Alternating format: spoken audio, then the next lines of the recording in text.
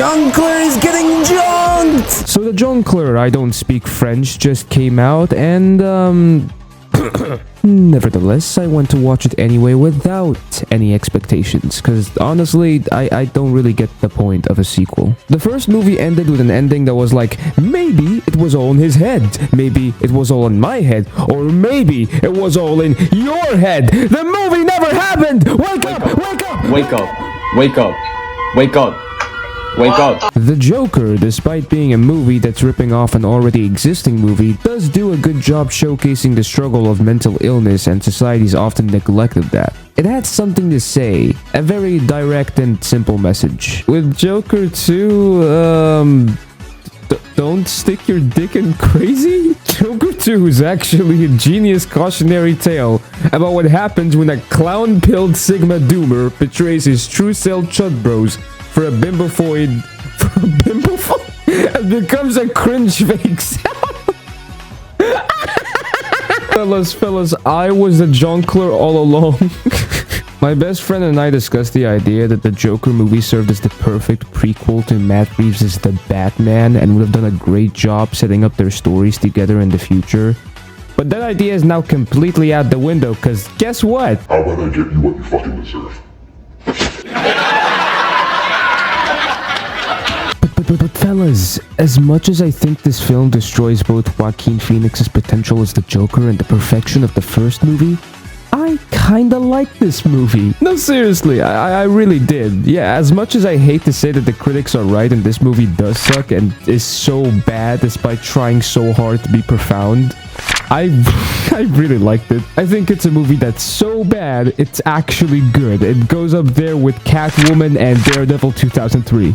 The movie starts with this animated sequence that shows the Joker's shadow as the one who hijacked the Murray show. And throughout the film, it is implied that the Joker is some sort of split personality from Arthur Fleck. Remember that, because we'll get back on that later. And then we continue from where we left off from the first movie in an asylum, and then the Jonkler kisses a boy like the true Sigma he is. And at some point, we get introduced to Harley Quinn, or Lee as she's referred to throughout the movie. Lee Bear, is that you? I haven't seen you in 10 years! Whoa, what are you doing? And from her introduction onward, the movie becomes a musical. Edge me till I do, so they can see how badly more. Still better than Vultures 1 and 2. In every iteration of Harley Quinn, it's always the Joker that's manipulating and coercing Harley into becoming an evil clown. But in here, it's the opposite. Lee, as they call her, is a toxic, lying Hello Kitty girl, but don't blame her, she's just a girl. Baby, she was born this way.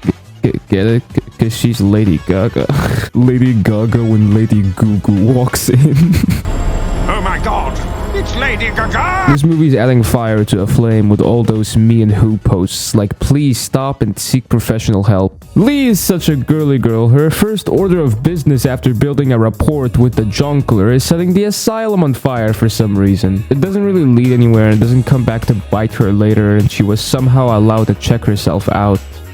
Oh yeah, this woman's also a psychology graduate. Also, apparently in this movie, the first Joker movie is a movie in this movie. Like the entirety of the previous movie is also a movie that exists in this movie. It's a movie inside a movie. It's a movieception. And Lee found out about the Jonkler through it. After nearly burning down the entire asylum, she checks herself out and somehow finds her way to Arthur's solitary confinement cell.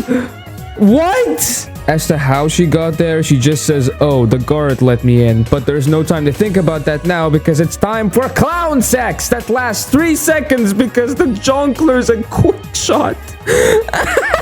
And she takes the time to put makeup on him. It's so funny. I tried to write this off as, oh, he's not on his meds and this is obviously all in his head. But then how would he, how would he know that she wants to have coitus with the Jonkler and not Arthur? He thinks that she just loves him for him. So, this isn't in his head! Which makes this so much more funnier. They just let her in a solitary confined cell in a mental asylum. And she did it to have clown sex with the Jonkler. That must have been some bribe. After this, Arthur gets interviewed by this guy who wants to hear his story, and after constantly pushing the idea of, you're a killer, the Jonkler snaps and then sings his heart out. I am not throwing away my yacht. I am not throwing away my yacht. Hey yo, I'm just like a streamer. Say hey, what's up, my brother? And I'm not throwing away my yacht. Man, what a guy. After the interview, Jonkler's lawyer is like, bro, what the fuck? And he's like, haha, I'm the Joker, baby. And then the first trial begins. The trials are mostly, Your Honor, he's just mentally unwell, and someone else being like, no, he's fine. And Lee talking about some shit about building a mountain that they're gonna build a hill on top of. What? What does that even mean? It's a thing they keep saying throughout the movie, and I don't really get it, but that's kind of why I find it funny. Like, most of this movie does not make sense at all, and that's sort of why it's so hilarious. It feels, for lack of a better word, like a cinematic version of The Room, but Shawshankified. We'll get to that last part later. After the first trial, the Jonkler's lawyer tells him that Lee is playing him, and he's like, nuh-uh, she gets me. She had abusive parents, and her father is dead, just like mine. She grew up on the same streets as me. She's mentally ill. She gets me! His lawyer tells him, bro, her parents are alive and well, they're rich, she lives in the suburbs, her dad's a respected doctor, and she's a psychology grad. And Jonkler is like, haha, you wouldn't get it. Haha, I'm the Joker, baby. After that, he confronts Lee on all this, asking her, did you really lie about all that stuff? And she's like, yeah. And he's like, are you lying to me right now? And she's like, no. And he's like, really? And she legit goes, and I kid you not, I'm pregnant. And he's like, whoa. And after that, he stops doubting or questioning her ever again. At this point in the movie, I realized that this is not the same guy who gave Batman a midlife crisis, because he is too stupid to be an agent of chaos. Also, the placement of old licensed musicals are so random. I really don't get why there are musicals in a movie about a depressed, mentally ill loner with a society that abandons him and treats him like trash. But it's really funny. After another trial, Jonkler fires his lawyer because lol, and says that he's going to represent himself, thinking that he's Phoenix Wright or some shit. And you know what? The fucking judge allows it. What's even funnier is that the judge allows him to do it while wearing clown makeup. Your Honor, you weren't even there. Oh, really? Yeah! Give him the chair!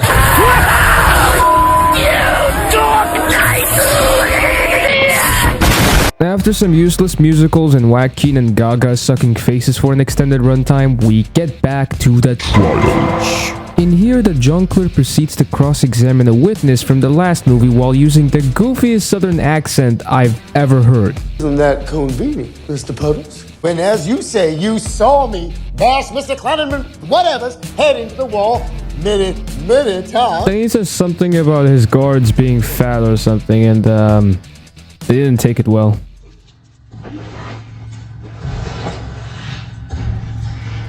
I'm like, okay, no, Batman's cool. He gets to go to a Tibetan monastery and be trained by ninjas. Okay, I want to do that, but he doesn't. Like, get raped in prison. That could happen in my movie. If you want to talk about dark, that's how that would go. This is a dark movie by Zack Snyder. The Jonkler got jonked. Let me tell you a joke, dude. This movie... I'm the Jonkler. Seriously though, why was this in the movie? I don't get why this was in the movie. This feels like the most unnecessary scene in the entire movie. Those scenes in Shawshank Redemption are there to showcase how terrible prison is and how resilient the spirit of Andy Dufresne is. That despite going through the most awful, terrible things for decades, he adapted, survived, and made it out alive. In Joker though, Joker just stops being the Joker. Arthur no longer wants to be the Joker. Like, this is supposed to be the Jonkler getting diddled out of Arthur Fleck. Like, what? Like, bro has gone through awful, terrible things already. I don't think we needed him to go through this. And I don't understand why this movie was more of this guy getting his shit kicked and not him rising as a crime boss of some sorts. How did we even get here? The first movie's about mental illness and society's neglect of it, and this movie continues that theme by, Oh, God, in a bad romance. Something I noticed is that they cut out a leaked scene of a woman telling Harley she's going to hell. In this scene, she kisses her and goes, now you are too. And I kind of wish they kept it in because my god, that would have been so funny. I had a bit of hope when I heard Lady Gaga was in this movie. I thought that, wow, she's finally being recognized as an actress and not just a musician. Only for this movie to just be a Lady Gaga album featuring the Jonkler. Okay, going back to the movie. We're now at the final trial. That's right, the final trial. It decides the final verdict on the Jonkler. Does he live? Does he die? Is he insane? Is he sane? Does he have DID? What will it be? Oh, he just has a breakdown with a full confession. Oh, well, that was anticlimactic. Remember the whole split personality thing? Yeah, well, that's completely out the window because he said there was no Joker. That it was him. It was him. It was all him, guys. He did it! You know, when this movie started, I turned to my friend and said, hey, look, it's Harvey Dent. Do you think he'll turn into Two-Face at the end of the movie? And my friend was like, no, it's called Joker, not Two-Face. But guess what, Sam? Someone blew up the courthouse, and half of Harvey's face is gone. It's Two-Face. He's right there. Fuck you, Sam. And then you got Sigma fanboys escorting the Jonkler to safety, and then he runs away from them. Goes to see Lee on the Sigma stairs. You remember the Sigma stairs. And is like, we can live together now, my skibbity queen. And she says no. And he's like, what the fuck you mean no? And she's like, oh. Even the Jonkler himself is sick of the musicals and tells her to shut the fuck up. And then the cops show up, and then he gets arrested, and then the movie ends with him getting stabbed by some dude. And that's it. That's the movie. Bang! Now that was an objectively terrible movie that shits on the first movie by just existing. Despite that, it made me laugh. Even though unintentionally, it still made me laugh. I kinda like this movie more than the first because the first is just King of Comedy Mental Illness Edition. And I'm not trying to discredit the fact that it was a good movie with deep themes, it's just that I personally enjoyed the second one because of how unintentionally hilarious it was. They turned Jonkler into a musical, bro. They thought this was a Disney film.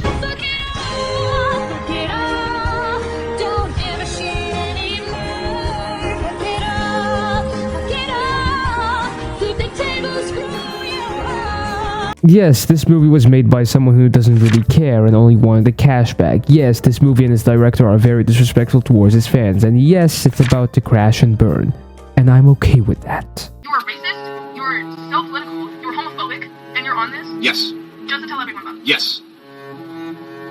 Do you know how much people commit suicide because of you? Good. I feel like after canceling a bunch of finished projects, removing animated originals from HBO, and having looked at the first season of Velma and thought, oh yes, this is hilarious, give it a second season, people love it. Warner Brothers deserves to lose a lot of money. And I'm fine with that. This movie has nothing profound to say. It exists because of greed and misery, but my god, it's hilarious. It's like an edgy Wattpad fanfic, like that's exactly what it's like, holy shit. Like, put toxicity and clown fetish in the tags. This is a movie that speaks up on the parasocial aspect of media and how fairly unjust the show business is.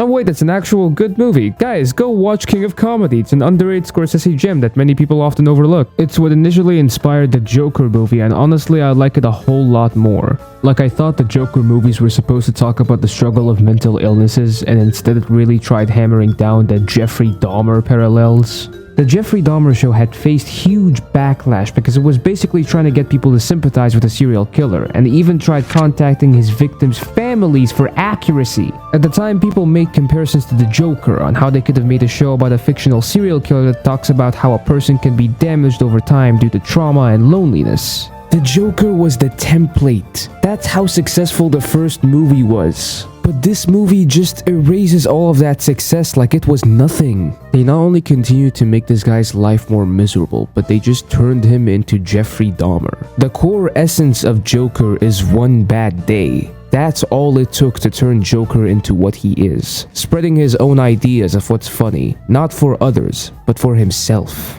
And at some point, this Joker stops being sympathetic and just becomes pathetic. He's not a clown prince of crime, he's just a sad little mentally ill man. He dies not by execution, but exactly how Dahmer died. They've ruined what made the first movie so great. They also teased the real Joker at the end credits that will eventually go on to fight Batman. But let me introduce you to the new Joker.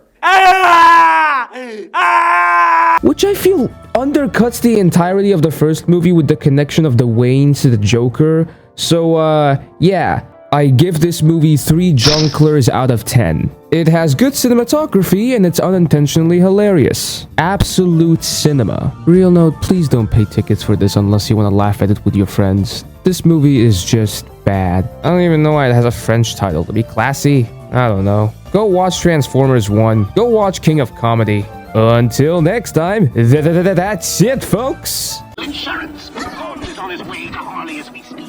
Officer Bowles.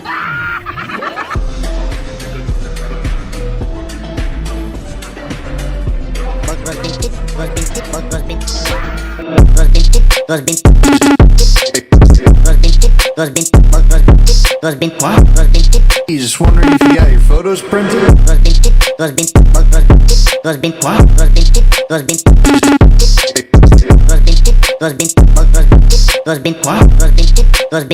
you got your photos printed.